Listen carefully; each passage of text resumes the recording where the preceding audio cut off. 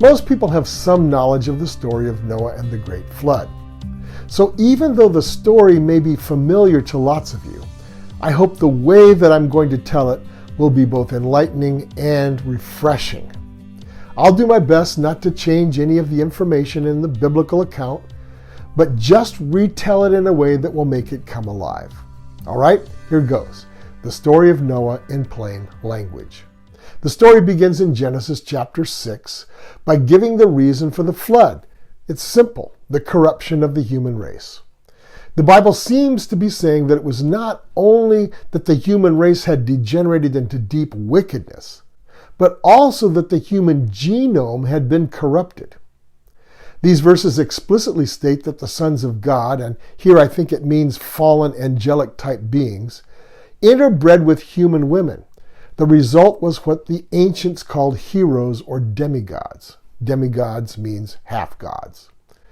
Verse 3 says that God was sickened by it all and tired of contending with people. And I think that means he was just done trying to convince people to curb their wickedness and their absolute insistence on the program of transhumanism.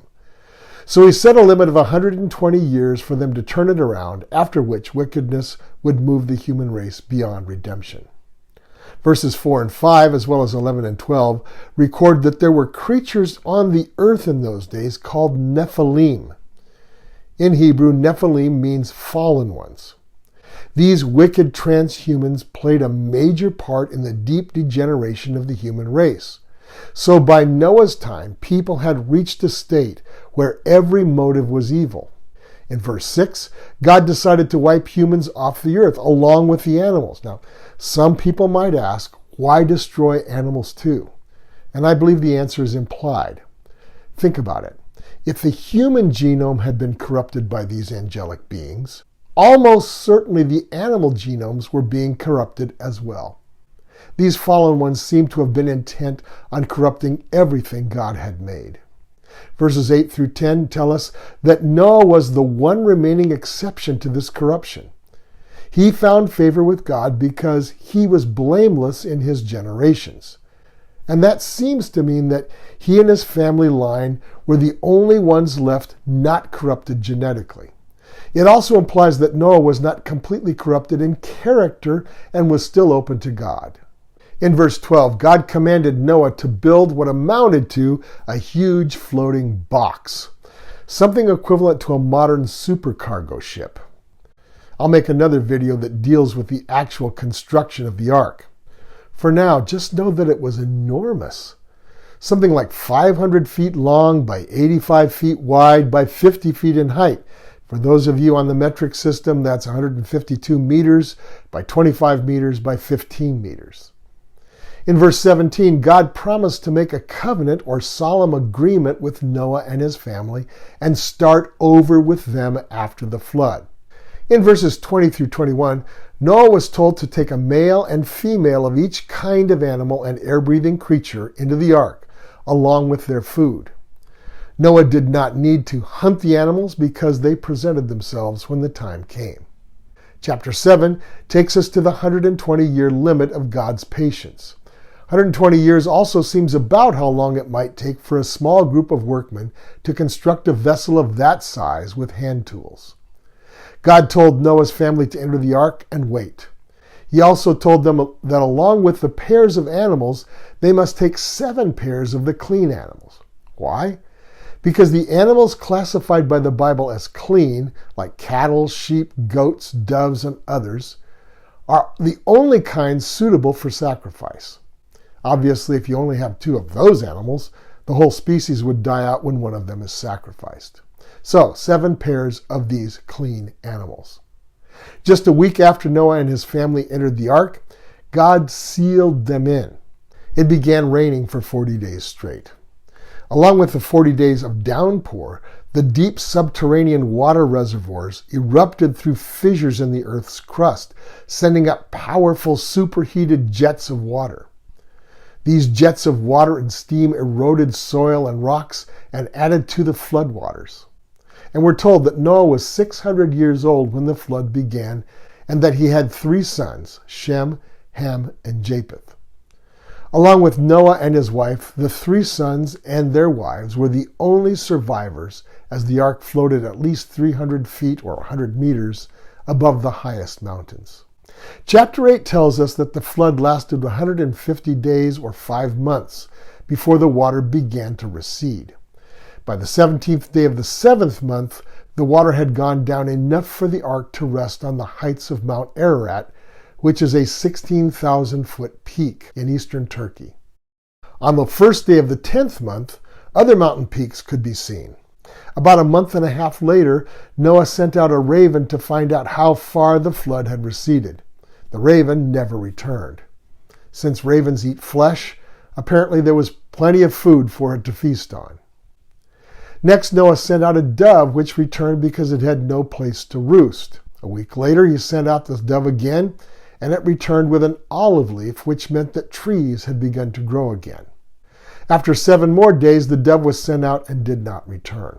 At this point, Noah and his family knew that the earth was beginning to dry. But they did not leave until the 27th day of the 2nd month, the year after the flood began. Only then was the ground completely dry. So the family had been on the ark roughly 15 months before they disembarked. One of the first things Noah did was to build an altar and sacrifice some of those clean animals as an offering to God for their deliverance. God then promised never to flood the earth again, and he guaranteed that promise with the sign of the rainbow.